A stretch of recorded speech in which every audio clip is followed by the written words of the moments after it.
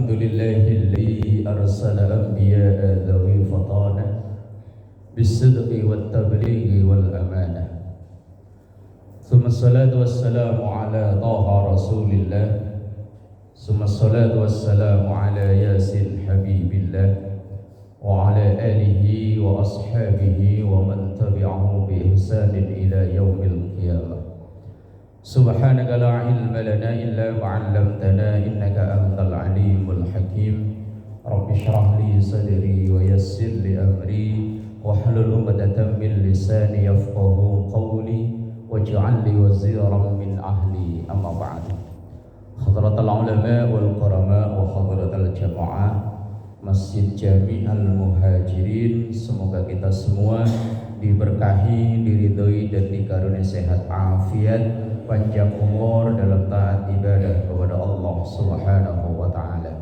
Alhamdulillahirabbil alamin. Pagi subuh yang berbahagia ini kita dibangunkan kembali oleh Allah dalam keadaan sehat afiat. Semoga ini menjadi modal kita untuk terus melakukan perbaikan dalam diri kita. Dan mari kita awali kajian subuh ini dengan kita mendoakan kedua orang tua kita, mendoakan guru-guru kita, mendoakan semua orang yang berjasa dalam kehidupan kita. Kita doakan yang telah memperjuangkan berdirinya masjid dan semua kegiatan yang ada di masjid ini. Kita doakan anak cucu keturunan kita dijadikan saleh salehah, keluarga sakinah mawaddah warahmah, rezeki yang halal dan barakah. Kita doakan yang sakit, mungkin jamaah kita, keluarga kita atau tetangga kanan kiri kita yang sakit, kita doakan semoga segera diangkat penyakitnya, dikaruniai sehat afiat. Ala hadiniyah wa ila hadratin Nabi Mustafa Muhammadin sallallahu alaihi wasallam. Syai'ulillahi lahum al-Fatihah. A'udzu billahi minasyaitonir rajim. Bismillahirrahmanirrahim. Alhamdulillahi rabbil alamin arrahmanir rahim maliki yaumiddin iyyaka na'budu wa iyyaka nasta'in ihdinas siratal mustaqim siratal ladzina an'amta 'alaihim ghairil maghdubi 'alaihim waladdallin. Jemaah yang dimuliakan Allah, hari ini kita sudah berada di hari yang ke-11 bulan Rabiul Awal 1446 Hijriah. Bulan Rabiul Awal, bulan dilahirkannya Nabi kita Muhammad sallallahu alaihi wa alihi wasallam, maka lebih dikenal dengan bulan Maulid. Berbagai macam cara orang melakukan atau membuat kegiatan yang diatasnamakan untuk memperingati Maulid Nabi Muhammad sallallahu alaihi wasallam. Dan juga ada sebagian saudara kita yang tidak setuju dengan perayaan Maulid, sehingga mereka mengatakan kalau tidak pernah dilakukan oleh Nabi, kita nggak boleh melakukan, karena sesuatu yang diada-adakan menurut mereka adalah bid'ah. Kemudian konsekuensi kalau bid'ah itu sesat, kalau sesat itu neraka. Maka rencana besok malam adain Maulid nggak usah, neraka. Lah iya kan rencana katanya besok malam kan? Apa ntar malam? Oh nanti malam, neraka Pak. Lah kok masih nekat itu loh? Udah dikasih tahu bahwa sesuatu yang diada-adakan nggak ada di zaman Nabi itu hukumnya bid'ah. Kalau bid'ah itu konsekuensinya sesat, kalau sesat itu neraka. Lah masih nekat Pak? Masih nekat Pak Ustaz? Tetap diadain. Apa nasi tumpeng udah kadung dipesen? Baru tisunya doang ini, belum ada temennya. Itu vonis mereka terhadap kita yang merayakan Maulid. Dan pertikaian ini saya yakin sampai kiamat kurang seminggu nggak bakalan selesai. Kita yang merayakan Maulid nih, semalam di rumah saya, ntar malam di sini, besok malam apalagi saya Pak. Pokoknya kalau ada musim-musim begini mah kayak muter aja ngamen mulu. Lah iya kan. Yang merayakan Maulid biar diancam bid'ah, sesat, neraka, enggak bakalan takut, malah makin semangat. Oh iya. Bahwa dikatakan ini vonis sesat, neraka, enggak takut, makin semangat. Lah yang enggak merayakan Maulid biar diunjukkan ini loh, bahwa dulu Rasulullah ketika hari Senin ia berpuasa, ditanya kenapa Rasulullah puasa hari Senin. Oh itu hari kelahiran saya. Lah ini kan namanya memperingati hari kelahiran, itu namanya memperingati Maulid. Enggak bakalan mempan Pak, mereka tetap. Lah pertikaian ini, yo tadi saya bilang kiamat kurang seminggu enggak bakalan selesai. Maka kalau yang merayakan Maulid yo monggo, yang enggak yo wis. Ini kadang kan uniknya kita ini loh Pak, yang merayakan Maulid kadang besar-besaran dengan biaya yang tidak sedikit. Malam jamaahnya banyak, bludak, giliran subuh. Lah iya ini loh yang kadang mereka itu kritis pada kita itu, ya kita harus terima Pak. Memang kondisi real kita itu kadang begitu. Kalau acara-acara seperti itu semangat luar biasa, padahal itu perkara yang tidak diwajibkan. Tapi giliran perkara wajib, sholat subuh lewat. Makanya mereka teriak. Lah kadang yang tidak merayakan Maulid, yo mulutnya nggak ada remnya, nggak ada kontrolnya, wes pokoknya bid'ah, sesat, neraka. Lah kadang mereka kalau ditanya, Mas, kalau yang tidak ada di zaman Nabi kok divonis bid'ah, sesat, neraka, kira-kira yang ada di dalam ruangan masjid ini loh, kira-kira yang tidak bid'ah yang mana Pak? Udah liatin Pak, yang enggak bid'ah yang ada di ruangan masjid ini yang mana? Berarti bid'ah semua? Oh sesat semua, neraka semua ini Pak. Mereka, saya pernah mengatakan begitu Pak, mereka ada menjawab, Quran Pak Ustaz, Quran yang ada itu dulu zaman Nabi gak ada Pak. Zaman Nabi itu dulu setiap wahyu turun itu ditulis, kan belum ada kertas Pak. Ditulis kadang ya di kayu, kadang di batu, kadang di kulit binatang, itu begitu. Begitu Rasulullah wafat di zaman Abu Bakar belum. Tapi begitu udah kesekian lama dalam pemerintahan Abu Bakar, Umar yang pertama ngusulin, wahai khalifah, ini ayat-ayat Quran yang tercatat di lembaran-lembaran ini kalau tidak dikumpulkan dalam satu mushaf, saya khawatirkan ada yang hilang. Karena para penghafal Quran banyak yang meninggal. Ada yang meninggal karena yang memang udah usia sepuh, sakit. Ada yang karena meninggal di medan perang. Lah kalau yang hafal ini Quran ini wafat, meninggal. Lah lama-lama kemudian tulisan ini ada yang hilang. Maka dikumpulkan satu mushaf. Abu Bakar jawabannya apa saat itu? Beliau bilang, enggak, saya enggak mau melakukan sesuatu yang tidak pernah dilakukan oleh Rasulullah. Dan Rasulullah enggak pernah mesen kalau ini nanti dikumpulkan. Enggak mau. Itu jawaban Abu Bakar. Tapi didesak terus oleh Umar, akhirnya Abu Bakar mau. Dan orang yang pertama kali mushaf itu ditulis secara lengkap, itu pun setelah sekian tahun. Lah, maka kalau Quran yang ada satu mushaf itu di zaman Nabi gak ada, maka mushaf Quran itu juga bid'ah. Lah iya. Lah terus yang di ruangan ini, apalagi yang muka-muka begini, muka-muka bid'ah semuanya. Wes lah, urusan mereka lah wes pokoknya. Kak sarepmu. Lah iya. Lah kalau yang tidak ada di zaman Nabi divonis bid'ah Pak, sholat tarawih dengan berjamaah itu juga bid'ah. Zaman Nabi sholat tarawihnya itu sendiri-sendiri, dan Rasulullah mengerjakan tarawih cuma 3 kali. Maka kalau ada jamaah muhajirin ini tarawihnya cuma 3 kali, itu yang sesuai sunnah Pak. Orang sini banyak Pak ya, yang tarawih cuma 3 kali tok ya. Hari pertama, kedua, ketiga, hari keempat udah enggak. Itu yang sesuai Nabi. Pak. Lah Bapak kok 30 hari itu ngikutin siapa? Pak Ustaz. Pak Ustaz besok terawih 3 kali aja Ustaz. Iya orang-orang itu ya loh yang terawih cuma hari pertama, hari ketiga sampai masjid ini untel-untelan. Untel-untelan ini Indonesianya kok. Hari pertama saya yakin sampai ke sono-sono ada orangnya ya.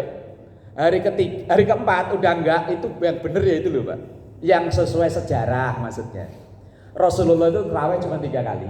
Hari keempat itu jamaah sahabat itu udah nungguin aja. Rasulullah enggak keluar lagi Pak di hari keempat.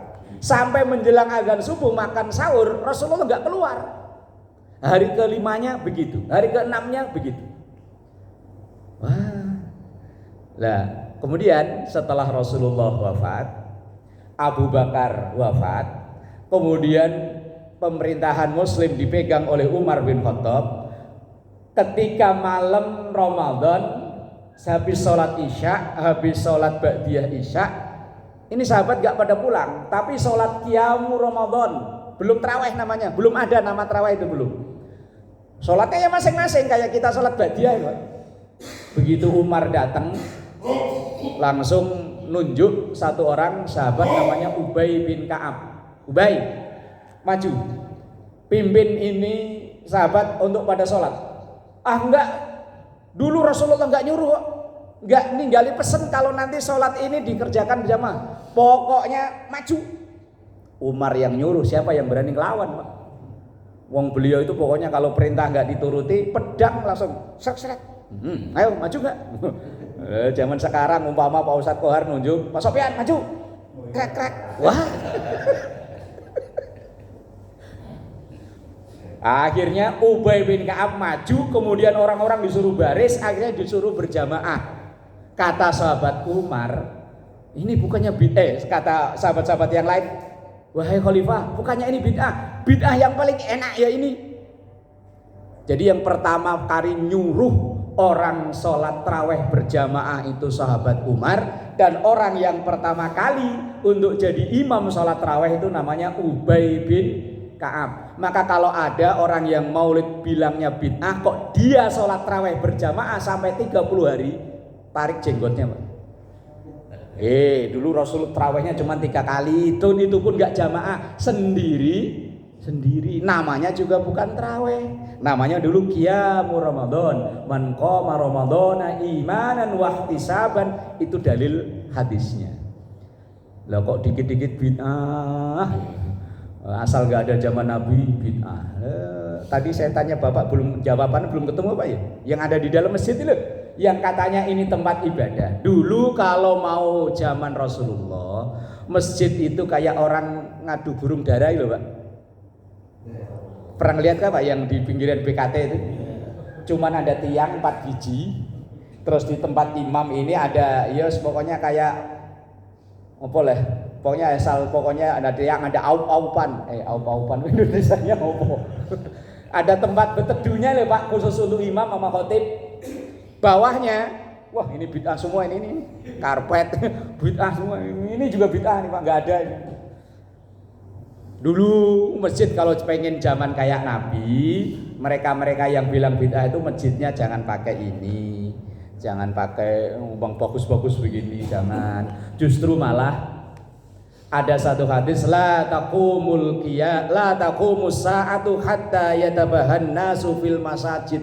Kiamat itu enggak bakalan terjadi sehingga orang berlomba-lomba bagus-bagusan bangun masjid. Jadi masjid dibangun bagus, undang kiamat.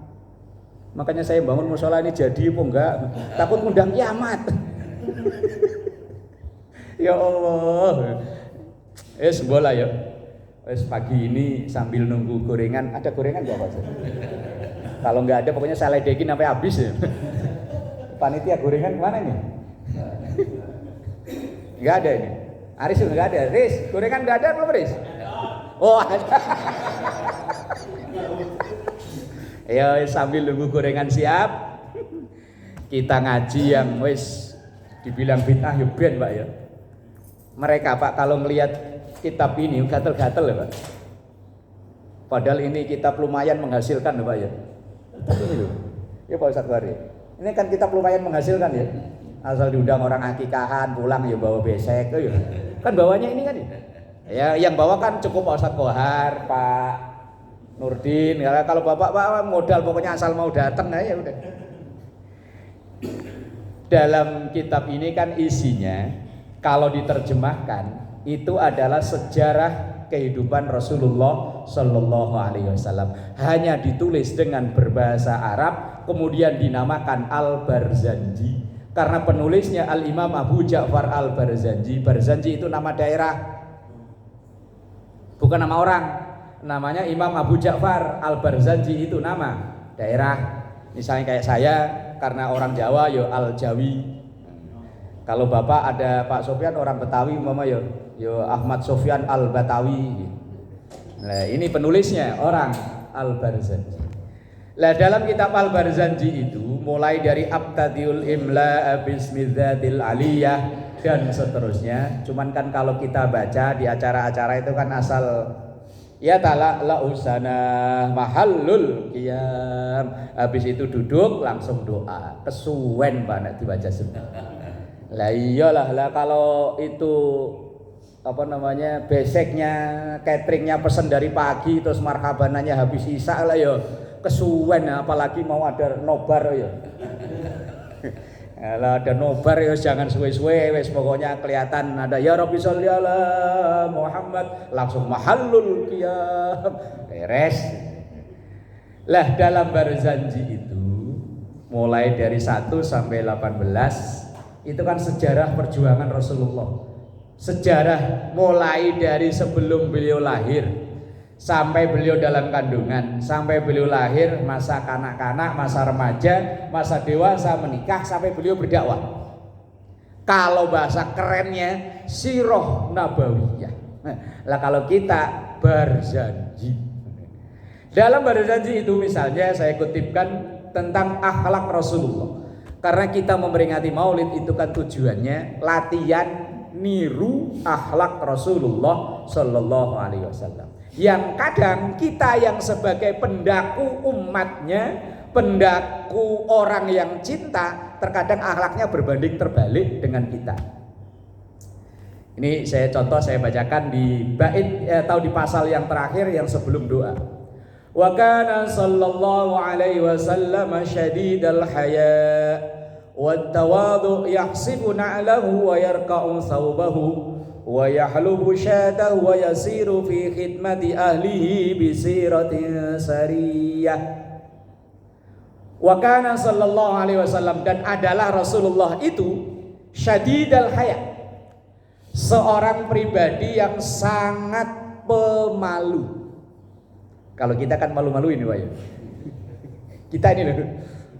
Iya, kalau kondangan di tempat yang mewah gitu, kayak orang belum makan seminggu. Apa aja diambil, giliran digigit, nggak enak. Padahal lidah kita yang nggak biasa makan itu loh, bilangnya nggak enak. Muter ya malu-maluin. Rasulullah itu pribadi yang sangat pemalu. Sampai ada satu riwayat beliau ketika naik kendaraan, muntah kuda, po unta, po bola, naik kendaraan. Karena di padang pasir angin kenceng, itu gamis beliau, pakaian beliau keangkat. Sampai ini loh Pak, ini namanya apa Pak? Kalau orang Jawa gares Pak. Ini loh, tulang kering. Oh, ada tulang basah juga berarti. Ini loh pokoknya ini loh Pak. Ini kalau ini lutut kan dengkul, ini bawahnya ini loh. Ini sampai kelihatan, dilihat orang yang beliau lewatin, itu beliau mukanya, wajahnya memerah karena malu. Sesegera mungkin ini langsung ditutup, biar ini enggak kelihatan. Ini loh, apa namanya deh? Tulang kering. Bener ya? Kalau betis kan ke bawah Pak. Ini loh Pak, ini loh. Yang ini loh, pokoknya kalau ini main bola, ini ditendang, sakitnya nggak ketahuan. Ini loh Pak. Lah kalau pakai deker nggak kelihatan. Lah ini kadang kita sebagai umatnya Rasulullah udah tahu bahwa aurat laki-laki itu baina surrah war rukbah, antara pusar dan lutut. Kadang pakai celana Hawaii segini naik motor muter mana-mana ya. Lah terus, pokoknya pakai celana yang disebut pendek nggak popo, yang penting ini betutup karena ini aurat bagi kita kaum laki-laki. Lah itu Rasulullah sampai segitunya. Padahal yang lihat beliau itu ya sama laki-laki, cuman beliau malu. Kemudian syadidul haya. Kemudian yang kedua wat tawadu. Rasulullah itu pribadi yang sangat tawadu, nggak pernah menyombongkan diri walaupun beliau seorang pemimpin yang diakui oleh kawan maupun lawan. Nah, bentuk ketawaduan Rasulullah itu apa? Lanjutannya Pak, ini dalam Barzanji yang jarang-jarang kita baca masalah, nggak nyampe sini masalah kita baca. Bentuk ketawaduan Rasulullah itu yahsifu na'lahu. Beliau itu kalau kemana-mana, mau berangkat kemana atau mau pulang, itu beresin sendalnya sendiri. Kita kadang kalau pulang kerja sepatu kan asal aja, sendal juga asal aja. Itu bentuk ketawaduan Rasulullah. Kemudian wayar saubahu, beliau juga mempersiapkan bajunya sendiri. Kalau mempersiapkan itu berarti kalau kotor ya dicuci ya Pak ya. Beliau kalau memang sempat nyuci sendiri Pak. Lah kita kadang kalau di rumah kan kayak raja ya. Pulang kerja baju copot, kadang tinggal masukin ke mesin cuci lah. Kadang kita nggak mau. Terus pokoknya kalau di rumah itu kayak raja tinggal nunjuk-nunjuk. Kemudian wa yahlubu syatahu wa yasiru fi khidmati ahlihi bi siratin sariyah wa yahlubu syatahu. Beliau kalau mau pengen minum minuman, kalau dulu ya susu kambing atau apa, beliau merah sendiri. Kalau sekarang Pak, kalau mau pengen ngopi bikin sendiri. Kalau kita nunjuk apa bikin sendiri Pak? Pak, kopi. Riz, kopi. Mana orangnya? Nyontoh ini Riz, bukan nyuruh. Nyontoh. Lah, alhamdulillah. Rasulullah itu kalau pengen minum apa, pengen makan apa, usaha sendiri. Lah kalau kita kan, Mak, kopi. Habis kopinya, warung kek. Duitnya mana? Ngutang. Jangan lupa ya sekalian Samsung.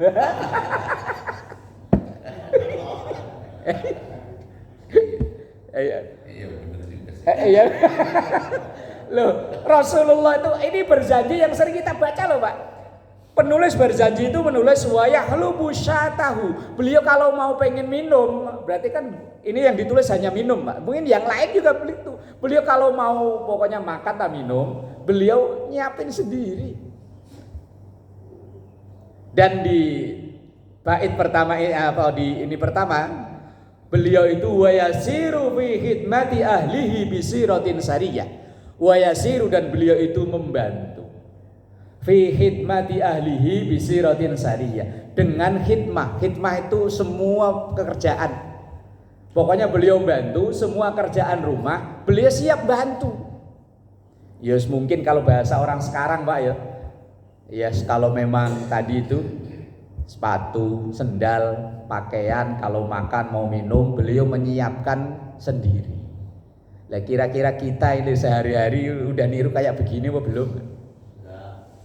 Alhamdulillah. Ini saya mau jujur Pak.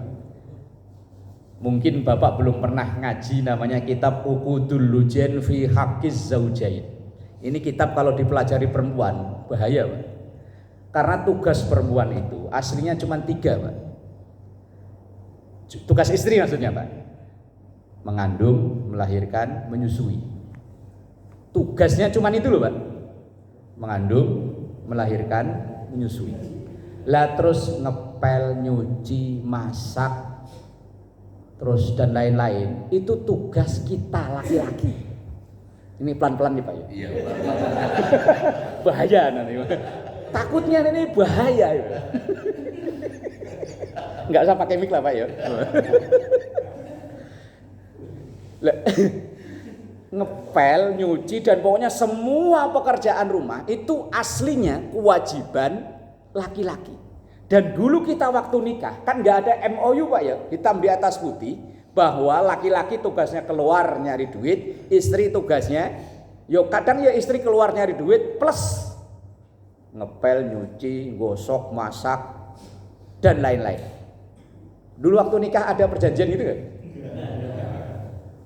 Dan hebatnya wanita Indonesia ya Pak, tanpa ada perjanjian apa-apa, baru nikah langsung Mas mau ngopi, nyusu, pengennya nyusu nggak ngopi. Di belakang kelutak-kelutik ini susu apa kopi ya? Tugas perempuan itu aslinya cuma 3 itu loh Pak, plus 1 patuh dan taat sama suami. Lah kalau ini dikencengin nggak apa-apa Pak ya. Lah iya, akhirnya begitu laki pulang kerja mak pengen kopi.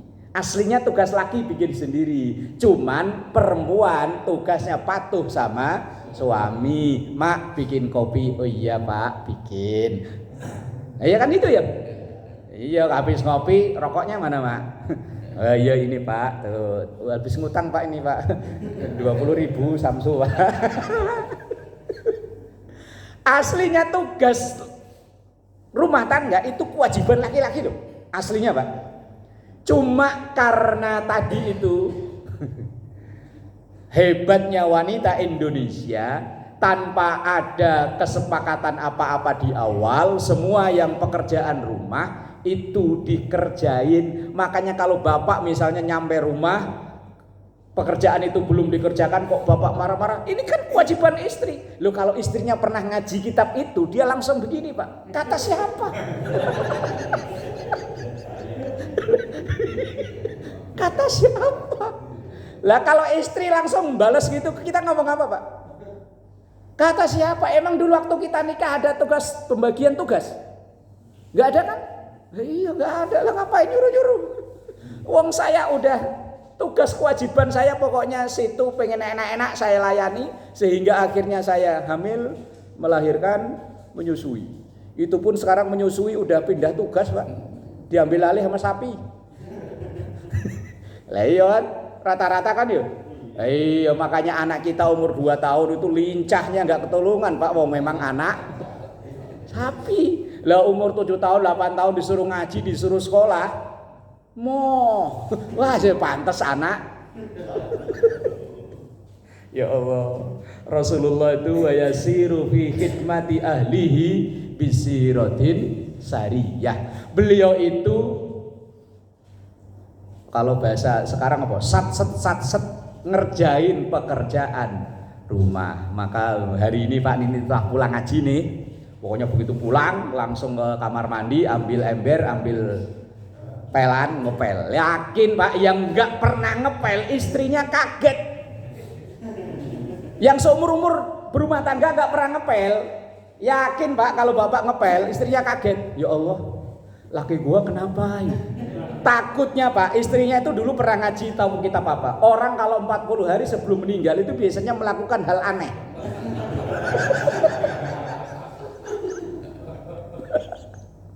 Takutnya istrinya pernah ngaji kitab itu kemudian, ya Allah 40 hari lagi saya jadi janda.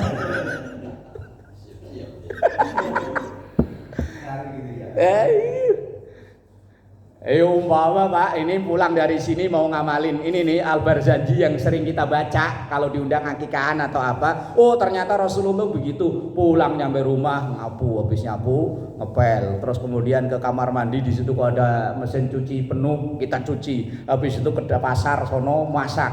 Istri saya yakin bengong, ya Allah 40 hari lagi anak-anak jadi yatim. Ya Allah Rabbi walillah. Wa yahibbul fuqara'a wal masakin wa yajlisu ma'ahum wa ya'udu mardahum wa yushayyi'u janaizahum wa la yahqiru faqiran atqa'ahul faqru wa ashwa. Ini Barzanji. Wa yuhibbul fuqara'a wal masakin. Rasulullah itu sangat peduli dengan sahabatnya yang fakir dan miskin. Alhamdulillah Al-Muhajirin programnya bagus banget ini. Apa itu loh? Beras itu Pak. Ya itu mungkin dalam rangka kita niru akhlak Rasulullah. Kita peduli dengan saudara-saudara kita yang ditakdir oleh Allah dalam keadaan fakir, dalam keadaan miskin. Walaupun belum belum seperti yang dilakukan oleh Rasulullah, paling tidak ini udah latihan untuk meniru akhlak Rasulullah. Sehingga beliau saking pedulinya Pak dengan sahabat-sahabatnya yang fakir itu, padahal beliau sendiri ya bukan orang kaya raya. Ada dulu sahabat itu yang nggak punya tempat tinggal. Ya kalau sekarang kan yang nggak punya tempat tinggal ngontrak ya Pak ya. Lah zaman Rasulullah itu sahabat-sahabat yang nggak punya tempat tinggal itu dibikinkan tempat. Lah sahabat yang nggak punya rumah itu namanya kaum suffah atau kaum sufi. Yang nggak punya tempat tinggal ditampung oleh Rasulullah, dibuatkan bangunan ya di sekitaran Masjid Nabawi. Dan Rasulullah yang memfasilitasi sahabat-sahabat yang kaya untuk membantu sahabat yang kaum suffah ini. Lah masjid ya alhamdulillah Al-Muhajirin ada program membantu memfasilitasi dari yang rezekinya berlebih, membagi dalam bentuk beras difasilitasi oleh masjid, kemudian dibagikan ke kaum suffah kalau zaman dulu Pak. Kalau sekarang ya mungkin du'afa nyebutnya. Lah ini udah termasuk latihan mengikuti akhlak Rasulullah sallallahu alaihi wasallam. Wa ya'udu mardahum, kalau mereka ada yang sakit Rasulullah paling cepat. Wa yushayyi'u janaizahum, mengantar jenazahnya yang meninggal. Ya alhamdulillah Pak ya, kalau di tempat saya ada namanya rukma, kalau di sini apa Pak? Sama ya. Nah itu mungkin niru-niru akhlak Rasulullah walaupun belum seperti Rasulullah. Niru-niru, kita iuran semampu kita dikumpulkan, kemudian ketika ada yang meninggal kita bantu. Lah itu yang dilakukan oleh Rasulullah, apalagi terhadap yang fuqara wal masakin. Kemudian wala yahqiru faqiran adqa'ahul faqru wa ashwah. Dan beliau tidak pernah sedikit pun merendahkan, ngenyek sahabat-sahabatnya yang kehidupannya fuqara dan masakin. Bahkan ya tadi memuliakan dengan disediakan tempat, difasilitasi di masjid yang disebut dengan kaum suffah itu tadi. Kemudian wa yaqbalul ma'dzirah. Beliau Rasulullah itu pribadi yang sangat terbuka, tidak anti kritik. Itu Rasul Pak. Bahkan Rasulullah itu sering pendapatnya tidak dipakai ketika rapat loh Pak. Ini kadang kita ngaku umat Rasulullah kalau pendapatnya nggak dipakai di tempat rapat ngambek. Kalau di sini nggak ada Pak Ustadz aja. Wah, di sini orang baik-baik semua. Orang baik. Dia punya program Pak, dia punya usulan. Kalau nggak disepakati di forum itu ngambek. Wah, usulan saya ini kan bagus. Kenapa ditolak? Loh Rasulullah itu sering loh Pak. Contoh Pak, ketika perang Khandaq atau perang Ahzab atau perang koalisi nyebutnya Pak. Karena Madinah ini mau diserang koalisi dari berbagai macam suku yang ada di luar Madinah. Namanya perang Ahzab, diabadikan dalam Quran surah Al-Ahzab. Ketika mau perang itu Rasulullah rembukan rapat. Nah, pokoknya para sahabat dikumpulin rapat di masjid, bukan untuk panitia maulid, panitia enggak Pak, panitia perang. Sahabat-sahabat senior usulnya ketika itu kan udah kirim mata-mata, Rasulullah kirim apa namanya itu, detektif apa namanya, dikirim ke lawan. Akhirnya membawa info bahwa yang nyerang kita ini nanti jumlahnya mungkin bisa puluhan kali lipat jumlah kita yang di Madinah. Begitu sahabat dikumpulin, usulannya ya wes ya Rasul, kita latihan, kita bikin pedang sebanyak-banyaknya, kita hadapi, jangan takut. Akhirnya Pak, ada salah satu orang sahabat yang enggak terkenal sama sekali. Wes pokoknya bukan Dewan Suro ya bukan ya. Wes pokoknya bukan sahabat orang terkenal Pak, tapi namanya diabadikan sampai sekarang. Namanya Salman Al-Farisi. Banyak dipakai di nama-nama kampus lah, karena memang kecerdasannya dalam mengatur siasat perang. Beliau ini orang Persia, kalau sekarang Iran. Beliau ini juga baru masuk Islam, belum lama Pak. Ketika Rasulullah membuka forum begini, udah sahabat usulannya macam-macam. Salman Al-Farisi usulnya begini, ya Rasul, kalau kita adu adep begini, apa namanya ini. Terus pokoknya begini loh. Head to head ayo kalau bola Pak. Nah. Rasa-rasanya kalau hitung-hitungan di atas nggak mungkin menang ya Rasul. Mereka pasukan terlatih jumlahnya puluhan kali lipat daripada kita. Nah terus usulmu gimana? Begini ya Rasul. Kita bikin Khandaq, maka perang ini disebut perang Khandaq. Khandaq itu kali parit. Kita bikin mengelilingi kota Madinah. Lebarnya sehingga kuda terbaik nggak bisa loncat, panah sehingga dilemparkan nggak kena orang yang di dalam lingkaran parit itu. Ya semacam BKT kali ya, ngelilingi Jakarta biar untuk menghindari banjir, kan dulu gitu ya konsepnya. Akhirnya para sahabat senior, wah usulan gila ini, nggak mungkin. Wong kita gali saat itu belum ada apa itu, eskavator belum ada, bulldozer belum ada, cuman mungkin ya alatnya pacul, linggis. Lah kok bikin kali yang selebar supaya panah nggak bisa nyebrang. Ngelilingi Madinah lagi, wah nggak mungkin. Ini usulan gila, ini kayaknya mau bunuh kita, ini orang baru. Lah umpama loh Pak, ini pengurus masjid rapat mau bangun masjid apa punya usulan yang aneh. Lah kok ada kira-kira usul orang jamaah baru nggak dikenal, yakin nggak dianggap itu usulannya? Ayo, lu siapa? Baru pindah kemari ya? Wah usulnya aneh-aneh, enggak. Tapi itu yang diterima oleh Rasul Pak. Ya udah, ini sahabat Salman Al Farisi usulannya saya terima. Akhirnya ya wis berhari-hari bikin parit atau kali tadi yang mengelilingi kota Madinah. Sampai pas hari hanya pasukan perang datang, nggak bisa masuk Madinah. Akhirnya mereka kemah di sekitaran mengelilingi Madinah. Sampai kurang lebih 28 hari, hampir sebulan. Di hari yang ke-27 kalau nggak salah atau hari ke-28 badai gurun datang. Orang yang pasukan musuh yang kemah di luaran PKT tadi, PKT lah ya. Kalau ini bukan PKT berarti MKT, Madinah Kanal Timur. Akhirnya pasukan yang pada kemah di luaran ini dihantam bagai gurun, kocar kacir nggak karuan. Itu salah satu perang yang nggak perlu. Nah, usulannya sahabat Salman Al Farisi. Orang baru nggak dikenal tapi usulannya diterima. Dan itu Rasulullah, beliau itu tidak anti kritik, wa yaqbalul ma'dzirah. Beliau menerima alasan, alias beliau sangat terbuka ketika rapat, tidak otoriter. Pokoknya harus pendapat saya, kalau enggak saya enggak sah. Bukan begitu. Lah makanya kalau ada apa namanya ini, entah RT, apa RW, apa pengurus apa lah, pokoknya kalau enggak usulan saya enggak.